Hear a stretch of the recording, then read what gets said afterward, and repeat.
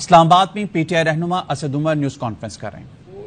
چھوٹی سی چیز جو ہے وہ بتانا بھول گئے کہ باقی تمام اس کے بعد جو اقدامات لیے گئے ہیں، جو فیصلے ہوئے ہیں، جو قومی سلامتی کی کمیٹی کی میٹنگ کی ہوئی ہے، جو باقی اس کے علاوہ بات چیت ہوئی ہے، اس میں اس منٹس کے اوپر انحصار کیا کیا گیا. میں نے تو نہ وہ کبھی منٹس دیکھے ہیں اس میٹنگ کے، نہ میں نے سنا ہے ان کے بارے میں منٹس کے بارے میں.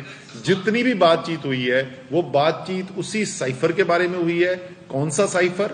جو سائفر واشنگٹن ڈی سی میں پاکستان کے ایمبیسڈر اور امریکہ کی حکومت کے نمائندے کے درمیان ہوئی.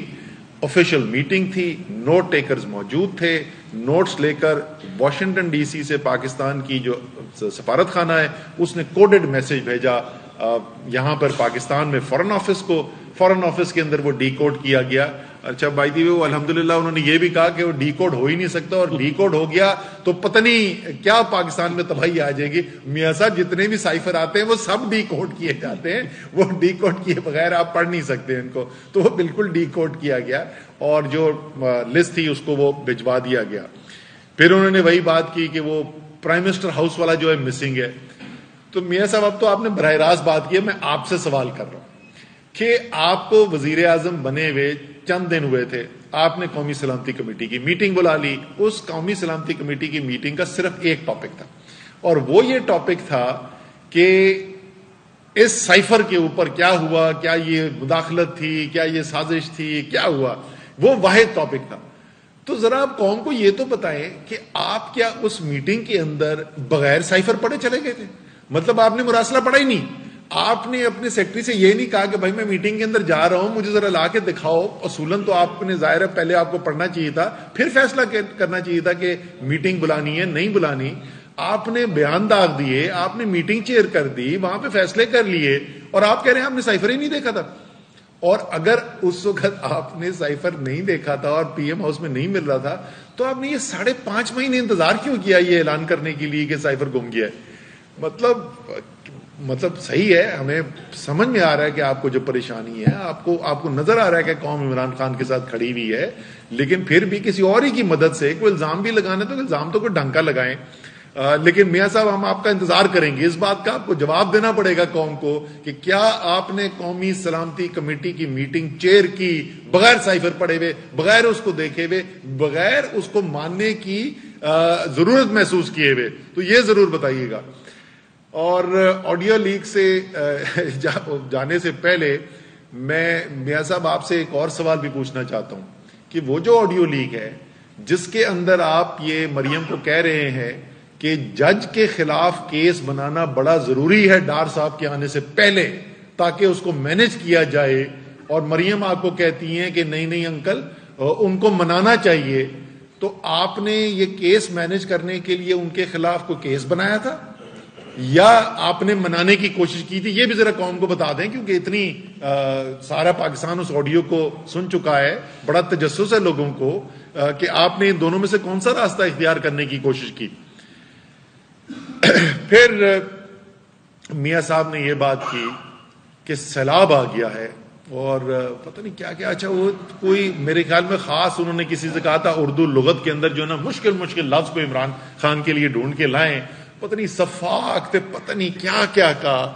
اور میاں صاحب لوگ سن رہے تھے آپ کو، اور خاص طور پہ وہ لوگ جن کے خاندان کے کینسر کے مریض، جن کو کوئی زندگی کے اندر آسرا نہیں تھا وہ علاج کر سکیں، وہ ہزاروں لوگ، وہ غریب لوگ جو کبھی کینسر کا علاج نہیں کروا سکتے تھے، اور عمران خان کے شوکت خانم کے ذریعے ان کو بہترین علاج کا موقع ملا.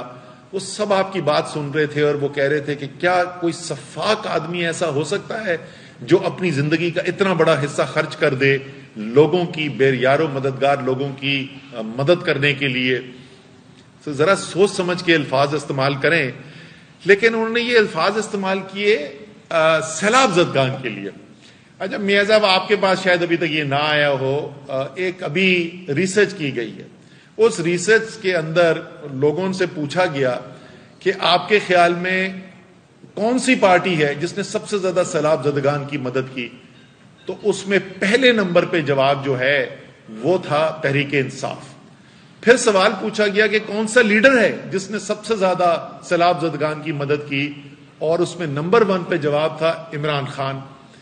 پھر یہ پوچھا گیا کہ حکومتوں میں کون سی حکومت ہے جس سے سب سے زیادہ لوگ مطمئن ہیں کہ انہوں نے سیلاب زدگان کے لیے یا سیلاب کی جو تباہی ہوئی ہے اس کے لیے کام کرنے کے لیے کہا۔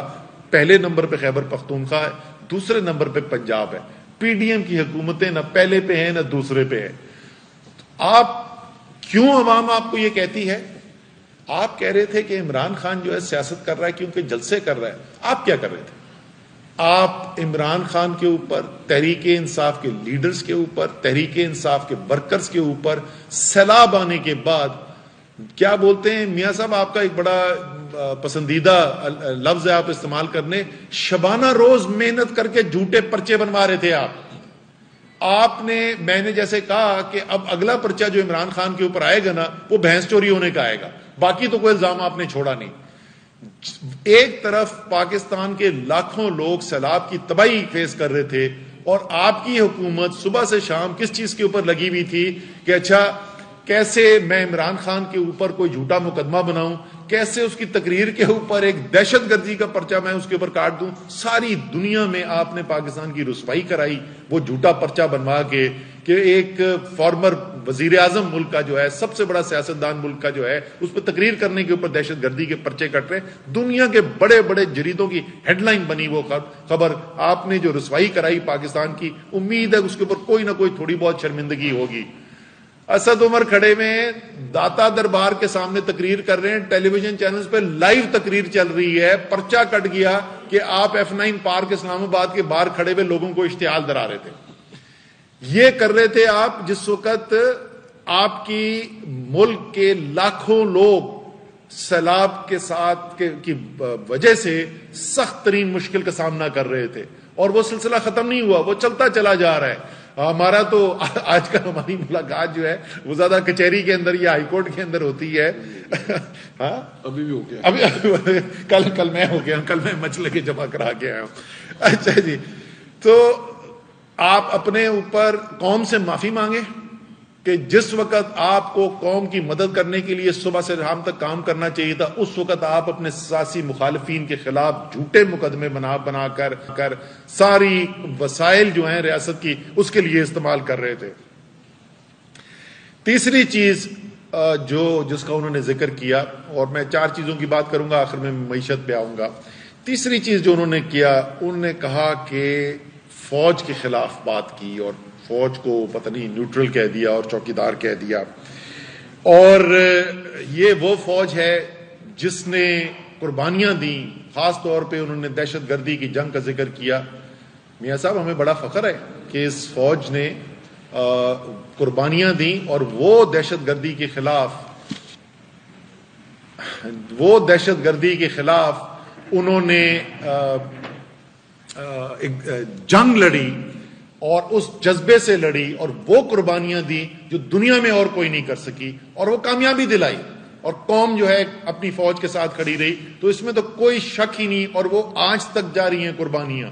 پچھلے آپ صرف 1-1.5 مہینے دیکھ لیں تو آپ کو نظر آئے گا کہ آج بھی وہ قربانیاں جاری ہیں، اس میں تو کوئی شک نہیں۔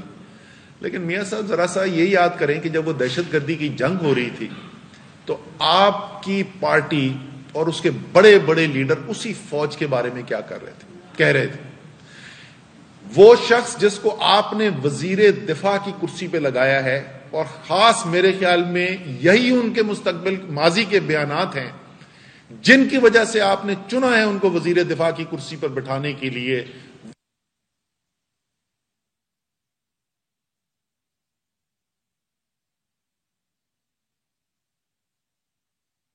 بجٹ مانگ فوج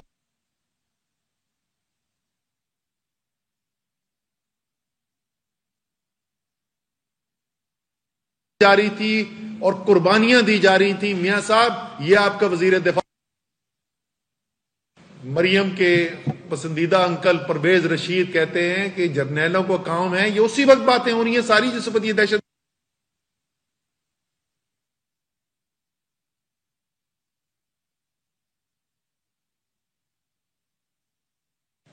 میں ابھی بڑی لمبی فہرست ہے اس کے بعد نواز شریف نے کیا کہا فوج کے بارے میں، سپہ سالار کے بارے میں، انٹیلیجنس ہیڈ کے بارے میں، وہ ساری قوم سن چکی ہے۔ مریم نے کیا کہا اور کہتی جا رہی ہیں، ابھی پچھلے کوئی مہینے کے اندر انہوں نے دوبارہ حملہ کیا۔ تو اس ٹاپک کے اوپر میاں صاحب آپ اور آپ کی پارٹی منہ نہ کھولے نا تو وہ بہتر ہے۔ آئندہ جو ہے اس پر بات کرنے سے احتیاط کریں، کیونکہ آپ کا دامن داغ ہے اس ٹاپک کے اوپر۔ جیسے آپ نے حملے کیے ہوئے ہیں اپنی فوج کے اوپر آپ کی پارٹی نے، یہ کسی اور پولیٹیکل پارٹی نے پاکستان کی نہیں کیے ہوئے۔ تو اس کے اوپر آئندہ سے وہ لوگ جن کے گھر میں شہادتیں ہوئی ہوئی ہیں وہ آپ کے منہ سے اس ٹاپک کے اوپر بات نہیں سننا چاہتے۔ آخر میں آتے جی معیشت کے اوپر۔ معیشت کے اندر انہوں نے دو چار چیزوں کا ذکر کیا۔ ایک انہوں نے بات کی کہ یہ کیسی پارٹی ہو سکتی ہے، یہ کچھ سوچ سکتا ہے؟ 75 سال میں کبھی نہیں ہوا کہ آئی ایم ایف کے ساتھ معاہدہ جو اتنا ضروری تھا، اس معاہدے کے خلاف شوکت ترین نے کوئی ٹیلی فون کال کی، کوئی بیان دیا جس سے وہ معاہدہ خطرے میں ڈالا جا سکتا تھا۔ اس سے بڑی غداری کیا ہو سکتی ہے؟ میاں صاحب کو یاد دلاؤں کہ غداری اس سے بڑی کیا ہو سکتی ہے آئی ایم ایف کے معاہدے سے؟ میرے خیال میں تو بالکل بھی کوئی غداری کی بات نہیں ہے۔ اگر آپ کی رائے کے اندر آئی ایم ایف کا معاہدہ نہیں ہونا چاہیے یا آپ کی رائے ہے اس میں کوئی غداری نہیں ہے، لیکن کیونکہ آپ اس کو سمجھتے ہیں کہ غداری ہے تو میں آپ کو یاد دلاتا ہوں کہ آپ نے کیا کیا ہوا ہے۔ آپ نے ٹیلی فون کال نہیں کی کسی بند کمرے کے اندر، آپ قومی اسمبلی کے فلور پر آئے، آپ سینٹ کے فلور پر آئے، آپ نے مشترکہ پارلیمان کے اجلاس کے اندر فیٹف جس سے پاکستان کو بچانا ضروری تھا ورنہ ہم بلیک لسٹ میں جا سکتے تھے اور معیشت کی تباہی آ سکتی تھی، آپ نے اس فیٹف بل کے خلاف ووٹ ڈالے۔ پی ڈی ایم کی پارٹیز نے تمام اوکیجنز پہ قومی اسمبلی میں، سینٹ کے اندر، مشترکہ اجلاس کے اندر، اور آپ نے کہا وہاں پہ سینٹ میں میجورٹی تھی، وہاں سے ریجیکٹ کرا دیا، اس لیے تو مشترکہ اجلاس میں گیا تھا، اور وہاں پر آپ نے یہ کروایا۔ اور یہ ہم بیٹھے تھے، میاں صاحب میں کمرے میں بیٹھا ہوا تھا جس وقت بات چیت شروع ہوئی تھی فیٹف بل کے اوپر، سامنے انہوں نے ہمارے لا کے پھینکا مسودہ نیب کی ترمیموں کا، جو 34 ترمیمیں کہ سب کو معاف کر دو، جس نے جتنی بھی چوری کی ہے اس کو معاف کر دو۔ جب تک یہ نیب کی ترمیمیں نہیں کرو گے ہم پاکستان گیا بھاڑ میں، فیٹف گیا بھاڑ میں، بلیک لسٹ ہوتا ہے تو ہو پاکستان، ہم نے مخالفت کر رہی ہے۔ آخری وقت تک آپ نے ووٹ ڈالے اس بل کے خلاف۔ اسٹیٹ بینک آف پاکستان کا قانون جو آئی ایم ایف کے معاہدے کی ریکوائرمنٹ تھی، پھر وہی خواجہ آصف کہتے ہیں 1971 کے پاکستان کے 2 لاکھ ہونے کے سانحے سے بڑا یہ سانحہ ہے۔ ہر آپ نے نیشنل اسمبلی میں اس کے خلاف ووٹ ڈالا، سینٹ سے اس کو ریجیکٹ کروایا، مشترکہ اجلاس میں اس کے خلاف ووٹ ڈالے۔ آئی ایم ایف کا معاہدہ براہ راست اسی معاہدے کی بات کر رہے ہیں جس کو آپ کہہ رہے ہیں کہ اگر کوئی بیان دیا جس میں اس میں خطرہ پیدا ہو جائے تو یہ ملک سے غداری ہے۔ آپ نے ووٹ ڈالے، یعنی اگر آپ جس کو آپ کہتے ہیں غداری، اور میں نہیں کہتا اس کو غداری، میں اس کو نہیں کہتا، میں آپ سے اتفاق نہیں کرتا تھا، آپ نے غلط پوزیشن لی۔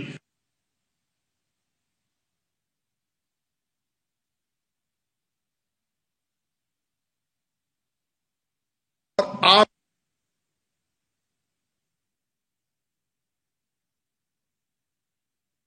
دوسری بات انہوں نے معیشت کے اوپر یہ کی کہ کیا مہنگائی پچھلے 5 ماہ میں آئی ہے؟ جی میاں صاحب، جیسی پچھلے 5 ماہ میں آئی ہے نا، شاید آپ کو کسی نے بتایا ہی نہیں ہے، یہ پاکستان کی تاریخ میں کبھی نہیں آئی۔ پاکستان کی تاریخ کے اندر وہ اشیاء جو لوگوں کے روزمرہ استعمال کی ہوتی ہیں اس کی افراط زر کی شرح کبھی آج تک 26-27% سے اوپر نہیں گئی تھی، اور وہ جس وقت عمران خان کی حکومت آپ نے ایک سازش کے تحت ختم کی، وہ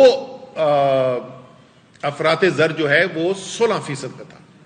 آپ کی حکومت میاں صاحب آپ اس کو 45% پہ لے کے گئے، 2.5 گنا اس کے اندر اضافہ کیا آپ نے۔ تو آپ کا سوال معصومانہ جو سوال تھا کہ کیا پچھلے 5 مہینے میں آئی، جی جیسی پچھلے 5 مہینے میں آئی پاکستان کی تاریخ کے اندر نہیں آئی۔ پھر وہ کہتے ہیں کہ پاکستان اگر ہم نہ آتے، ان سے بڑا کسی نے منطقی سوال پوچھا تھا کہ آپ تو پہلے دن سے اس اسمبلی کو کہتے تھے کہ یہ دھاندلی کی پیداوار ہے، آپ عمران خان کو سلیکٹڈ کہتے تھے، آپ دوسروں کو سلیکٹر کہتے تھے. ویسے میاں صاحب آج بتائی دیں یار, قوم کو بول دیں نا سلیکٹر کون تھا, ذرا نام لے کے تو بتائیں نا کون تھا سلیکٹر. وہ سلیکٹر بدل گئے کیا ابھی, کوئی وہی سلیکٹر ہے؟ ذرا بتا تو دیں. جس کو آپ 3.5 سال 3 سال 8 مہینے سلیکٹر کہتے رہے, عمران خان کو سلیکٹڈ کہتے رہے. اس اسمبلی میں اس نے پوچھا پھر آپ بیٹھے کیوں ہیں, آپ کے خیال میں تو یہ سلیکٹڈ اسمبلی جعلی تھی. انہوں نے کہا کہ اگر ہم یہاں پہ نہ بیٹھتے اور عمران خان کو سازش کر کے نہ گراتے تو پاکستان دیوالیہ ہو جاتا. میاں صاحب 2 چیزیں صرف میں قوم کے سامنے اور آپ کے سامنے رکھنا چاہتا ہوں.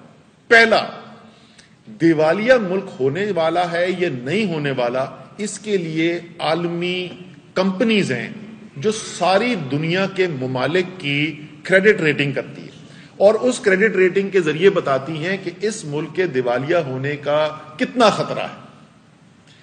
جس وقت عمران خان کی حکومت ختم ہوئی, اب ختم ہو گئی اب عمران خان کی, اب کچھ نہیں, عمران خان مزید نہیں کچھ کر سکتے. جب حکومت ختم ہوئی تو موڈیز کی ریٹنگ جو تھی ہماری وہ B3 تھی اور ہماری اس کے ساتھ سٹیبل, یعنی ایک ایسی کہ جس کے اندر خطرہ کوئی نہیں ہے, ایسی آؤٹ لک تھی. آپ کی حکومت آنے کے بعد چند ماہ کے بعد موڈیز نے پہلے وہ جو سٹیبل آؤٹ لک تھی, یعنی آگے کوئی خطرہ نظر نہیں آ رہا, اس کو بدل کے پہلے منفی کیا. آپ کی ہماری B3 سٹیبل سے B3 نیگیٹو آؤٹ لک ہوئی اور کل انہوں نے اعلان کیا کہ پاکستان کی کریڈٹ ریٹنگ کو ڈاؤن گریڈ کیا جا رہا ہے, B3 سے گرا کے CAA3 پہ لے آیا جا رہا ہے. یعنی آپ کے دیوالیہ ہونے کا خطرہ پہلے سے بہت زیادہ بڑھ گیا ہے. یہ تحریک انصاف نے نہیں کہا, یہ کسی پاکستان کی ایجنسی نے کہا, یہ وہ عالمی ایجنسی ہے جسے ساری دنیا کریڈٹ ریٹنگ کراتی ہے.